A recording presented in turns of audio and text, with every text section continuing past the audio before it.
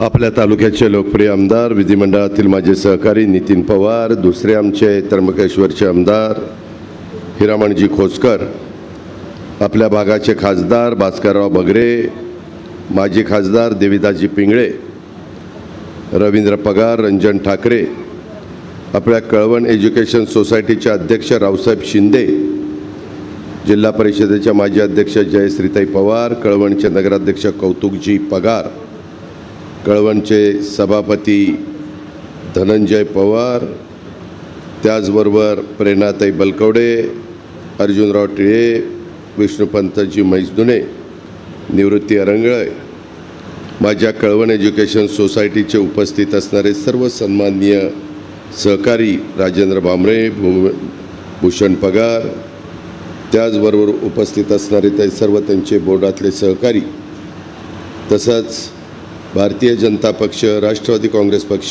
शिवसेना, इतर राजकीय पक्ष हे जे उपस्थित असणारे सर्व सन्माननीय आजी माजी पदाधिकारी, शिक्षण क्षेत्रामध्ये काम करत असणारे सर्व मान्यवर, तसंच आमचे सुधाकरजी पगार, नंदकुमारजी सरनार, जितेंद्रजी वाघ, राजू पवार, गोपाळराव घूम, जमलेल्या पत्रकार मित्र, शासनाचा विविध खात्याचा उपस्थित असणारा अधिकारी वर्ग आणि माझ्या तरुण मित्रांनो, बरेच दिवस नितीन पवारांनी मला सांगितलेलं होतं की अजित पवार, आपण माझ्या कळवण सुरगाणा विधानसभा मतदारसंघामध्ये काही भूमिपूजनाच्या निमित्तानं काही विकास कामाचा शुभारंभ करण्याच्या करता आलं पाहिजे. आणि खूप आधी त्यांनी मला तारीख घेतलेली होती. सध्या एक गोष्ट खरी आहे, राज्यामध्ये अचानक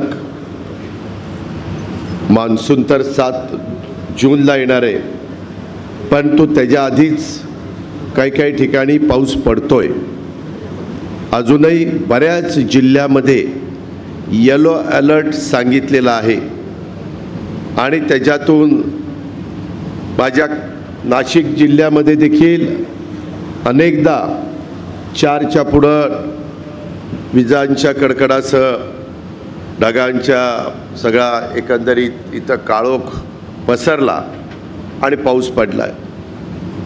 काही पिकांना तो नुकसान करतोय, काही पिकांना तो मदत करतोय. वादळी पाऊस असल्यामुळं, वादळी असल्यामुळं कुठं झाडांचंही नुकसान होतं आहे, लाईटचे खांब पडत आहेत, कुठं पत्रा उडून जातोय.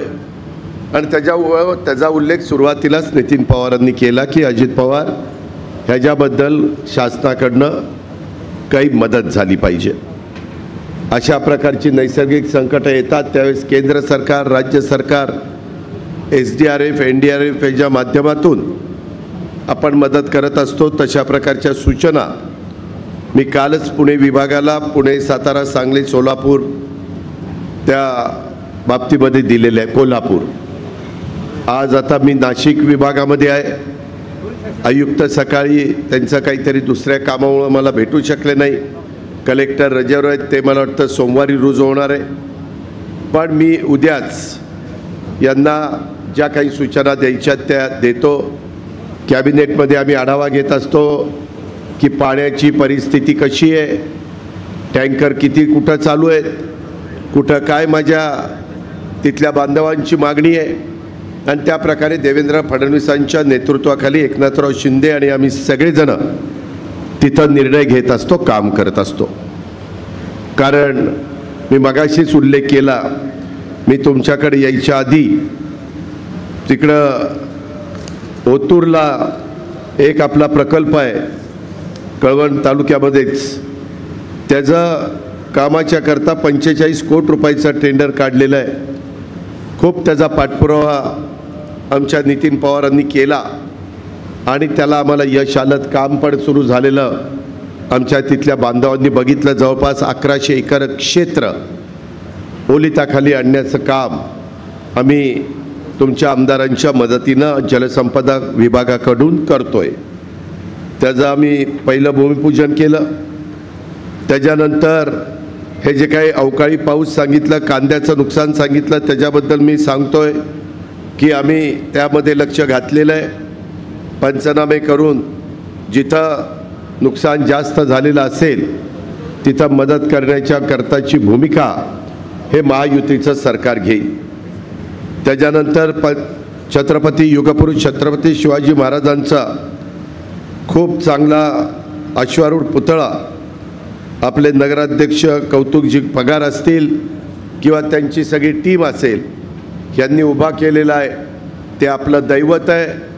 18 पगड जाती 12 बलुतेदारांना बरोबर घेऊन हिंदवी स्वराज्याची स्थापना करत रयतेचं राज्य कसं करायचं असतं, सर्व जाती धर्माला बरोबर घेऊन भेदभाव न करता सगळ्यांना त्याच्यामध्ये सहभागी कसं करून घ्यायचं असतं, हा आदर्श छत्रपती शिवाजी महाराजांनी आपल्यासमोर ठेवलेला आहे।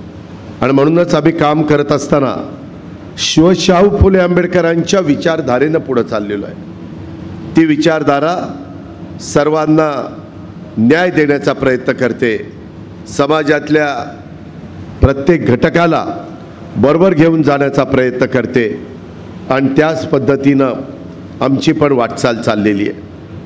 हे सगळं करत असताना केंद्रात नरेंद्र मोदी साहेबांचं सरकार आहे। अमित शाह साहेब असतील, राजनाथ सिंग साहेब असतील, नितीन गडकरीजी असतील, अनेक मान्यवर तिथं आहेत। मधल्या काळामध्ये आपल्या पर्यटकांच्यावर निष्पाप लोकांच्यावर जो जम्मू काश्मीर हल्ला झाला त्यामुळं सगळा भारत देश त्या बाबतीमध्ये विचार करायला लागला आणि ज्या अतिरेक्यांनी मास्टर माइंड ज्यांनी कुणी हे सगळं कृत्य केलेलं होतं त्यांना धडा शिकवला पाहिजे। जे राष्ट्र अशांना संरक्षण देण्याचं काम करतंय त्या पाकिस्तानला धडा शिकवला पाहिजे। आणि त्याच्यामुळं मधल्या काळामध्ये काही निर्णय देशाचे कणखर पंतप्रधान नरेंद्र मोदी साहेबांनी घेतलेले आपण पाहिले आणि तुमच्या माझ्या भारताच्या सैन्य दलांनी त्यांनी टाकलेल्या विश्वासाला अतिशय उत्तम पद्धतीचा प्रतिसाद देऊन पाकिस्तानला आणि ते अतिरेकी तिथले अड्डे असणारे तिथं मिसाईलचा वापर करून आपण तिथले हे मिसाईलच्या निमित्तानं अड्डे उद्ध्वस्त करण्याचं काम केलं।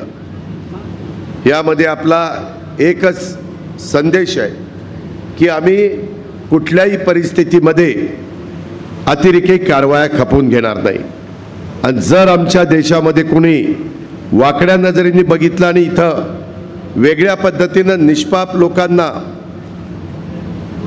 अडचणीमध्ये आणण्याचा प्रयत्न केला, त्यांना जीव गमावण्याचा वेळ जर आणली तर त्याला जशास तसं उत्तर दिलं जाईल हे जगाला आपण सगळ्यांनी दाखवून दिलेलं आहे। त्याबद्दल मी आपल्या सगळ्या सैन्य दलाला सॅल्यूट करतो। त्यांच्या पाठीशी उभा भारत देश उभा आहे, सगळी जनता भारताची 140 कोटी जनता उभी आहे, हे पण आपण वेळोवेळी दाखवून दिलेलं आहे। मित्रांनो, आज ह्या सगळा कार्यक्रम घेत असताना आपला एका इमारतीचं पंचायत समितीच्या कळवणच्या नवीन इमारतीचं भूमिपूजन केलं। साधारण 6 कोटी रुपयाची इमारत जिल्हा परिषद तालुका पंचायत गेल्या 3 वर्ष झाली नगरपालिका होत नाही। आम्ही उपमुख्यमंत्री झालो, नरहरी माणिकराव दादाजी भुसे मंत्री झाले, हिरामण नितीन सरोज भुजबळ साहेब बाकीचे सगळे हे आमचे आमदार दिलीप बनकर आमदार झाले। पण कार्यकर्त्यांना काय, शेवटी कार्यकर्ता ह्याच्यातनंच तयार होतो। 1 मेला तुमच्या माझ्या राज्याला 65 वर्ष संयुक्त महाराष्ट्राचा मंगल कलश स्वर्गीय यशवंतराव चव्हाण साहेबांनी आणून झाली आणि त्यामध्ये आम्ही विविध कार्यक्रम घेतलेले आपण पाहिले। त्याच्यामध्ये आपल्याला यशवंतराव चव्हाण साहेबांनी जशा पद्धतीनं मंगल कलश आणून आपल्या राज्याला पुढं नेण्याचं काम केलं त्याच तडफेनी आम्ही महायुती सरकारच्या निमित्तानं ते काम पुढं नेण्याचं करतोय। आणि अशा वेळेस आपण सगळ्यांनी मजबूतीनं राज्याच्या पाठीशी उभं राहिलं पाहिजे। त्याच्यामध्ये सत्तेचं विकेंद्रीकरण करण्याकरता चव्हाण साहेबांनी ज्या पंचायत समिती जिल्हा परिषद आणल्या, नगरपालिका पहिल्याच होत्या, महानगरपालिका नंतर झाल्या, पण तिथं कार्यकर्त्याला संधी मिळाली तर अनेक माझ्या पंचायत समिती, जिल्हा परिषद, नगरपालिका, महानगरपालिकेतनं राज्याच्या नेतृत्वापर्यंत किंवा देशामध्ये कॅबिनेट मंत्री पदापर्यंत पोहोचलेली उदाहरणं आपल्या सगळ्यांच्या समोर आहेत. सुप्रीम कोर्टात मॅटर होती, परंतु आता त्याचा निकाल लागला. आम्ही उद्धव ठाकरे साहेब मुख्यमंत्री असताना कोर्टात गेलेलो होतो.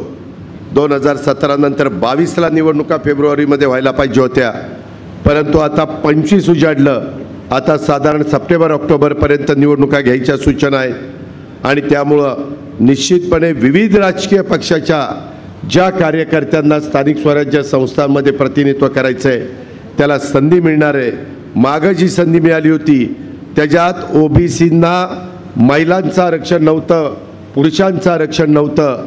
तो ओबीसींच्यावर अन्याय होता आणि त्यामुळं कोर्टामध्ये प्रकरण गेलेलं होतं. आता पूर्वीसारखंच 27% जागा माझ्या ओबीसींना, महिला आणि पुरुषांना मिळणार आहेत, आदिवासींना मिळणार आहेत, माझ्या मागासवर्गीय समाजाला मिळणार आहेत आणि बहुजन समाजाला देखील, सर्वसाधारण समाजामध्ये जे मोडतात त्यांनाही मिळणार आहे. त्याच्यामुळं आता कार्यकर्त्याला पुन्हा एकदा ह्या निवडणुकांच्या निमित्तानं उभारी येणार आहे.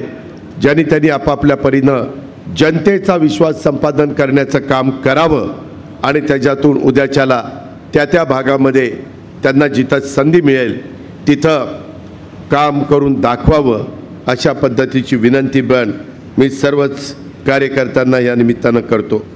जसं आम्ही जवळपास 6 कोटी रुपयाचे माझ्या कळवणच्या शहराच्या वैभवामध्ये भर घालणारी उत्तम अशी देखणी वास्तू उभी करण्याच्या करता आमच्या नितीन पवारांनी पुढाकार घेतला आणि ते काम आम्ही आता सुरू करतोय.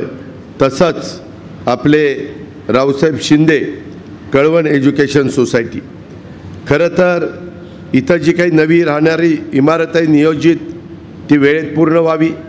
आत्ता बोलत असताना आमच्या डॉक्टर रावसाहेब शिंद्यांनी आणि राजेंद्र भांबरेंनी आणि नितीन पवारांनी प्रत्येकाने आपापल्या परीनं भूमिका तुमच्या सगळ्यांच्या समोर ठेवलेली आहे. एकंदरीतच हे जे काही काम आहे, मी नेहमी चांगल्या कामाचं समर्थन करणारा कार्यकर्ता आहे. तुम्ही जर माझ्या आधिपत्याखाली, नेतृत्वाखाली, मार्गदर्शनाखाली जी कामं झाली, मगाशी डॉक्टर रावसाहेब शिंदेंनी त्याचा उल्लेख केला, पुणे जिल्हा शिक्षण संस्था किंवा इतर संस्थांचा विद्याप्रतिष्ठान काम करायचं तर काम आपल्यालाही आवडेल, आपल्यालाही समाधान वाटेल की आपल्याला संधी मिळाली, त्या संधीचं आपण काहीतरी गोरगरीब समाजातल्या मुलामुलींच्या करता चांगलं काम केलं. तसं ही वास्तू झाली पाहिजे. ह्यामध्ये नवीन इमारत संस्थेची नवी ओळख बनेल. इमारतीत इथं नवीन आल्यानंतर माझ्या विद्यार्थिनींना, शिक्षकांना, पालकांना, माझ्या संस्थेच्या पदाधिकाऱ्यांना सर्वांना एक समाधान वाटेल, प्रसन्न वाटलं पाहिजे. मुलांना जास्तीत जास्त ज्ञान घेण्याचे एक ईर्ष्या त्यांच्या मनामध्ये निर्माण झाली पाहिजे. एक वेगळ्या प्रकारचं समाधान त्याच्यातून त्यांच्या पालकांना मिळालं पाहिजे असा विश्वास देखील मी व्यक्त करतो. आणि अशा पद्धतीच्या बांधकामाला मी मनापासून शुभेच्छा देतो. कळवणसारखा तर हा डोंगरी भाग आहे. कळवण काय, माझा सुरगणा काय, असा अनेक, माझा पेठ काय, हा अनेक तालुके माझ्या ह्या भागातले आदिवासी तालुक्यामध्ये मोडतात. सामान्य कुटुंबातल्या मुलींना शिक्षणाच्या करता गेली 4 दशकं ही कळवण एज्युकेशन सोसायटी अतिशय उत्तम पद्धतीचं काम करते.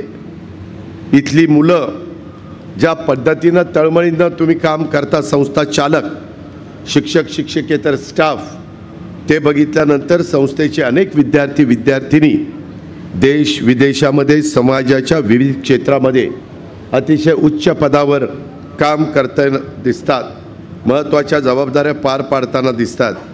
हे संस्थेचं सगळ्यात मोठं यश आहे. हे संचित आहे, हे आपल्याला मान्यच करावं लागेल. आणि त्याच्यामुळे डॉक्टर रावसाहेब शिंदे, तुमचं आणि तुमच्या सगळ्या टीमचं मी मनापासून अभिनंदन करतो. जे आज आपल्यात हयात नाही आहेत ज्यांनी संस्थेच्या सुरुवातीपासून ह्याला हातभार लावला त्या सर्वांचं मी स्मरण करतो, त्यांनाही मी अभिवादन करतो आणि आपल्यालाही पुढच्या वाटचालीच्या करता शुभेच्छा देतो। एक उदाहरण माझ्याच ऑफिसचं सांगतो। मी 35 वर्ष झाली 1991 पासून मी ह्या राज्यामध्ये खासदार, आमदार, राज्यमंत्री, विरोधी पक्षनेता, मंत्री आणि उपमुख्यमंत्री म्हणून काम करत आलेलो आहे। आणि त्याच्यामध्ये आपल्या संस्थेमध्ये 1985 ते 91 अशी 6 वर्ष 5वी ते 10वी पर्यंत शिकणारा एक विद्यार्थी, त्याचं नाव उदय कोठवदे, हा मंत्रालयात अधिकारी आहे आणि माझा प्रायव्हेट सेक्रेटरी ज्याला आपण PS म्हणतो ते काम तो बघतो। त्याचे वडील देखील आपल्या संस्थेमध्ये शिक्षक होते। जुन्या लोकांना आठवत असेल, कळवण संस्थेशी जोडले गेलेले अनेक जण राज्याच्या, देशाच्या, जगाच्या कानाकोपऱ्यामध्ये काम करतायत, तिथं असून संस्थेचं नाव उज्ज्वल करण्याचं काम करतायत। उदय, आत्ता तू पण कार्यक्रमाला आहेस आणि त्याच्यामुळं आत्ता जे काही रावसाहेब शिंदेंनी, नितीन पवारांनी, आमच्या राजेंद्र भामरेंनी इथं काही गोष्टी ह्या बोलून दाखवल्या। कारण आज एवढं 20-1 कोटी रुपयाचं काम करायचं मी वास्तू बघितली, जो प्लॅन आहे तो बघितला। वास्तू म्हणजे त्याचं इलेव्हेशन, त्याचं फ्रंट इलेव्हेशन कसं, साईड इलेव्हेशन कसं, त्याच्यात काही किरकोळ पोर्चची हाईट उचला, इतर काही गोष्टी करा। कारण माझ्या एवढ्या इमारती फार कमी महाराष्ट्रामध्ये राजकीय लोक असतील की त्यांनी एवढ्या इमारती उभ्या केलेल्या असतील। त्याच्यामध्ये मला ती संधी मिळाली, तुमच्या सगळ्यांच्यामुळं मिळाली आणि त्याकरता मला जिथं काही बारकावे वाटतात त्या सूचना मी करत असतो, त्या संस्थेच्या फायद्याकरता करत असतो। वैयक्तिक माझा त्याच्यामध्ये काही स्वार्थ नसतो, ही गोष्ट देखील आपण सगळ्यांनी लक्षामध्ये घ्यावी। आणि आज तुम्ही आदिवासी भागात काम करता, दुर्गम भागात काम करता, प्रतिकूल परिस्थितीमध्ये काम करता आणि त्याच्यामुळं निधी आज 20 कोटी रुपये उभं करणं काही साधी गोष्ट नाही आहे। तुमची काही कल्पना आहे, तुमची जी जुनी शाळा आहे ती तसं बघितलं तर स्ट्रक्चरल ऑडिटरनी ह्यामध्ये तुम्ही लवकर नवीन बांधा आणि ही आता पुढं टिकण्याच्या अवस्थेमध्ये राहिलेली नाही अजून सांगायचं आहे। परंतु मित्रांनो, आता काळानुरूप आपल्याला पण त्या बाबतीमध्ये बदललं पाहिजे। राज्य सरकारने कालच मी पुण्यामध्ये 280 कोटी रुपयाचं एक काम टाटा टेक्नॉलॉजी बरोबर, पुणे महानगरपालिका, राज्य सरकार 50 कोटी आणि टाटा टेक्नॉलॉजी यांनी ट्रस्टने आम्हाला 230 कोटी द्यायचं कबूल केले। 280 कोटी रुपयाचा CIIT इनोव्हेशन सेंटर हे आम्ही तिथं उभं करतोय। हे कशाकरता करतोय? जगातील आता सर्वाधिक नोकऱ्या उपलब्ध असलेली पहिली 10 क्षेत्र जर आपण पाहिली जगातली तर तुमच्या लक्षात येईल AI म्हणजे कृत्रिम बुद्धिमत्ता, AI म्हणजे आर्टिफिशियल इंटेलिजन्स, डेटा सायन्स सारखी क्षेत्र मागच्या 10 वर्षात ती अस्तित्वात नव्हती, ती आता महत्त्वाची ठरलेली आहे। त्यामुळं भविष्यात वेध घेऊन करिअरची निवड करण्याची गरज ही आपल्या नवीन मुलामुलींना आपण सांगितलं पाहिजे, त्याच्यामध्ये पालकांनी लक्ष दिलं पाहिजे। आता नुसतं आर्ट्स, सायन्स, कॉमर्स होऊन उपयोग नाही। आता हे AIचं ज्ञान घेऊन डॉक्टर, इंजिनियर, IT क्षेत्राला आज वलय, मी नाही म्हणत नाही, परंतु आता त्याच्या पलीकडे जाऊन अनेक क्षेत्र आहेत जिथं तुम्ही उत्तम करिअर करू शकता। UPSC, MPSC परीक्षेच्या माध्यमातून प्रशासकीय सेवेत येण्याबाबत कलेक्टर असतील, deputy collector, police, income tax officer, sale tax officer हे अधिकारी होण्याबाबत देखील आपण विद्यार्थी-विद्यार्थिनींनी विशेषतः जरूर विचार करावा। समाजाच्या, राष्ट्राच्या विकासामध्ये महत्त्वाची भूमिका बजावण्यासाठी आणि तुमचं करिअर घडवण्यासाठी साहित्य, नाटक, चित्रपट, संगीत, कला, लोककला, पत्रकारिता अशी अनेक प्रकारची क्षेत्र आहेत जिथं तुम्हाला पैसे मिळवण्याबरोबरच एक जीवनाचा आनंद देखील मिळू शकतो। आणि म्हणून काहींच्यामध्ये खेळाच्या संदर्भातली त्या ठिकाणी निश्चितपणे कला असू शकते। प्रावीण्य असू शकतं. आज अनेकांना आम्ही अर्जुन पुरस्कार देतो, शिवछत्रपती पुरस्कार देतो. त्याच्यामध्ये आम्ही भरीव अशा प्रकारची बक्षिसं केलेली आहेत. क्रीडांगणाला आम्ही निधी देतो, त्याकरता आम्ही प्रोत्साहन देतोय. हे सगळं हे महायुतीचं सरकार, देवेंद्रजी, एकनाथराव, आम्ही सगळेजण करतोय. माझं म्हणणं आहे की ज्यांना आवड असेल आणि पैशाच्या दृष्टीने शक्य असेल त्यांनी जरूर स्वतःचा उद्योग व्यापार सुरू करावा. त्यासाठी शिक्षकांचं आणि आपल्या शिक्षण मंडळाच्या पदाधिकारी अधिकारी यांचं मार्गदर्शन घ्यावं. ते जरूर मार्गदर्शन करतील याबद्दल पण मला खात्री आहे. आपल्यापैकी काहींनी जाणीवपूर्वक शेतीसुद्धा करावी. आत्ता मी येताना टोमॅटोची शेती, द्राक्षाची शेती, वेगवेगळ्या प्रकारची, काही ठिकाणी ऊसाची शेती, अशा प्रकारची शेती बघत येत होतो. कांद्याचं नुकसान झालेलं आहे, मला रवींद्र पगार आणि इतरांनी पण सांगितलेलं आहे. त्या संदर्भामध्ये काय मार्ग काढायचं ते आम्ही ठरवू. पण आता AIचा वापर हा कृषी क्षेत्रामध्ये देखील करता येतो आणि सिद्ध झालेलं आहे. म्हणून यंदा अर्थसंकल्पामध्ये मी 500 कोटी रुपये AI करता तरतूद केलेली आहे. कृषी खातं मी माणिकराव कोकट यांच्याकडे दिलेलं आहे, तुमच्याच नाशिक जिल्ह्यामध्ये दिलेलं आहे. तुमची नाशिक जिल्हा मध्यवर्ती सहकारी बँक ह्याच्यामध्ये मी आणि आमच्या सगळ्या सहकाऱ्यांनी लक्ष घातलं आहे. तिथं पण ऊर्जितावस्था आणण्याच्या करता जसं आम्ही बुलढाणा आणि इतर बँकांना मदत केली तशी मदत करतोय. परंतु त्याच्यात तुम्ही नाशिककरांनी पण प्रतिसाद दिला पाहिजे. इथले काही अधिकारी पण अलीकडं आम्ही बदललेले आहेत आणि काही जबाबदाऱ्या त्या ठिकाणी इतरांच्यावर पण टाकलेल्या आहेत आणि त्यांना त्याच्यामध्ये लक्ष द्यायला सांगितलेलं आहे. त्यामुळं माझी आपल्याला सगळ्यांना विनंती आहे की यंदा आम्ही AIचा वापर ऊस, कापूस, सोयाबीन, फळबागा, कांदा अशा वेगवेगळ्या पिकाच्या करता करतोय. माझ्या भागामध्ये जो शेतकरी 60 टन ऊस काढत होता त्याने AIचा वापर करून तो 100 टनावर पोहोचलेला आहे. सुरू ऊस घेताना कुठली व्हरायटी वापरली पाहिजे? 86-032 वापरली पाहिजे, 72-19 वापरली पाहिजे, 265 वापरली पाहिजे, 10,001 वापरली पाहिजे, 12,12-1 वापरली पाहिजे, 8,005 वापरली पाहिजे. अशा अनेक व्हरायट्या वसंतदादा शुगर इन्स्टिट्यूटने डेव्हलप केल्या, पाडेगावनी डेव्हलप केल्या, कोईम्बतूरनी डेव्हलप केल्या. त्यामध्ये आम्ही आमच्या सगळ्या चारी कृषी विद्यापीठांना कामाला लावलेलं आहे. हे पण आपण लक्षामध्ये घ्यावं. आणि आम्ही जिथं शेतकऱ्यांच्या शेतात प्रात्यक्षिक केली तिथं पाण्याची बचत झाली, तिथं 50%, खताची बचत 50% झाली, उत्पादन जवळपास दुपटीने वाढलं. म्हणजे तुमचा त्याच्यामध्ये फायदा होतो.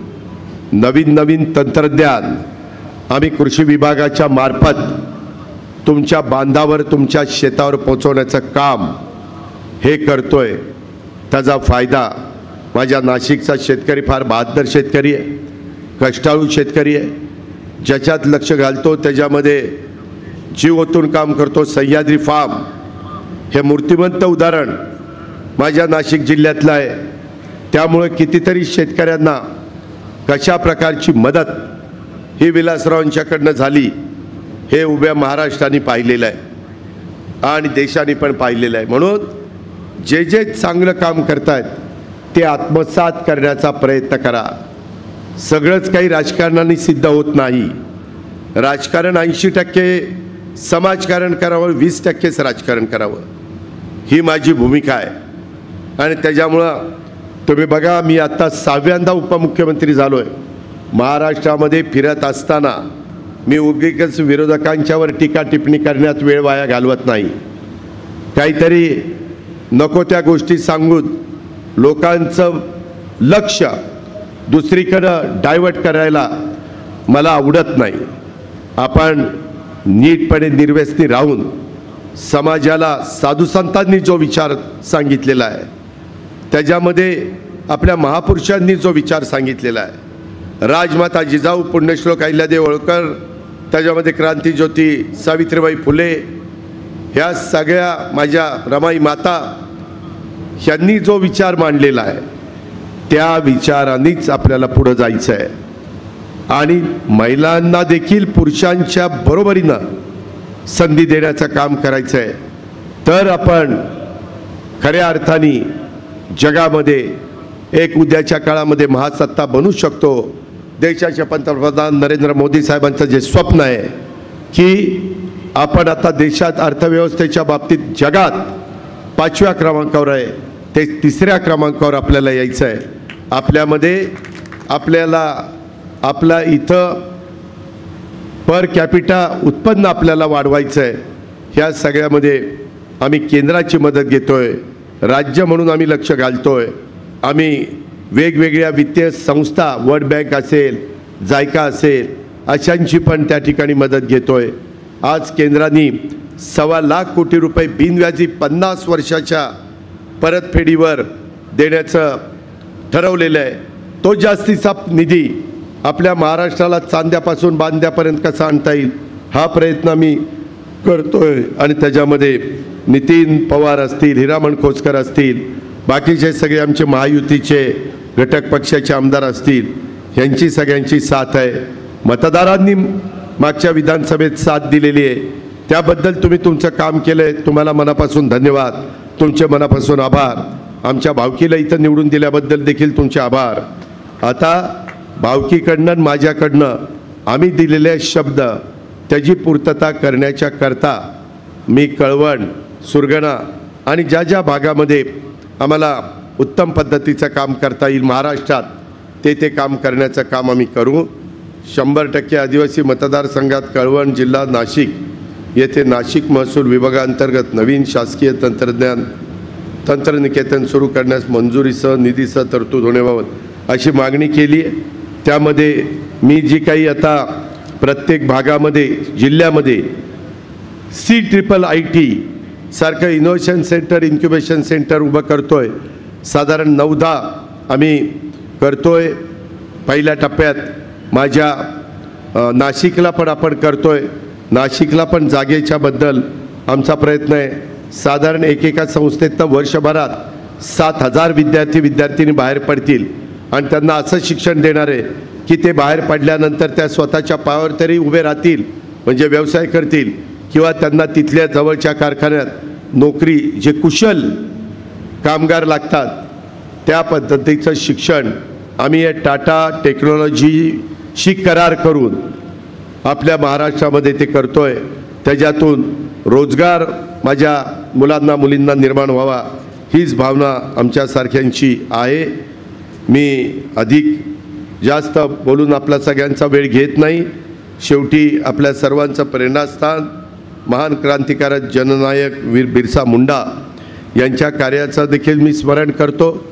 त्यांनाही मी विनम्र प्रकारे अभिवादन करतो.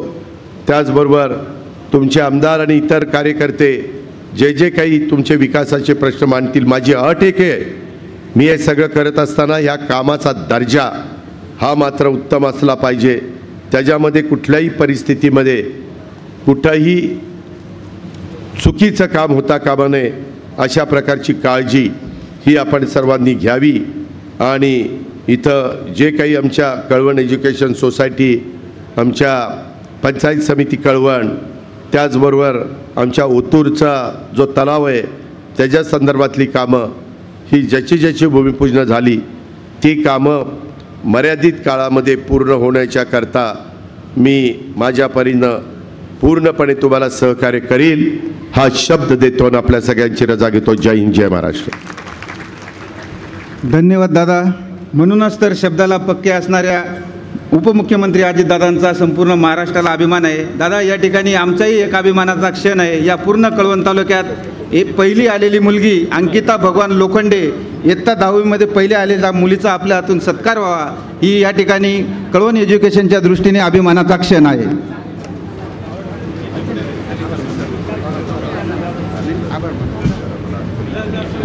आजच्या कार्यक्रमाला उपस्थित आदरणीय अजितदादा पवार आणि सर्व मान्यवरांचं तसेच या कार्यक्रमाला उपस्थित राहिल्याबद्दल आपणा सर्व कळवणकरांचं नाशिक जिल्ह्यातील राजकीय, सामाजिक, शैक्षणिक क्षेत्रातील सर्व मान्यवरांचं मनपूर्वक आभार मानतो आणि आजचा कार्यक्रम संपला असा अध्यक्षांच्या अनुमतीने जाहीर करतो.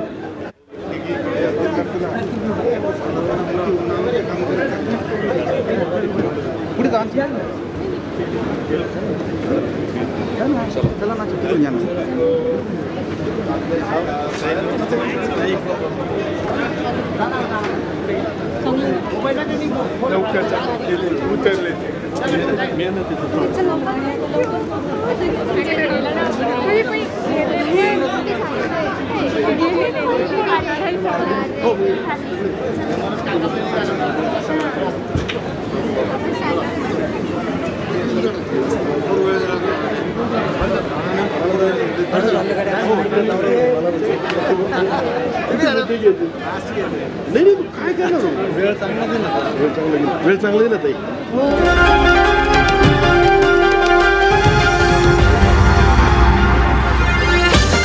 कम्प्युटर वेळ दोन पुढे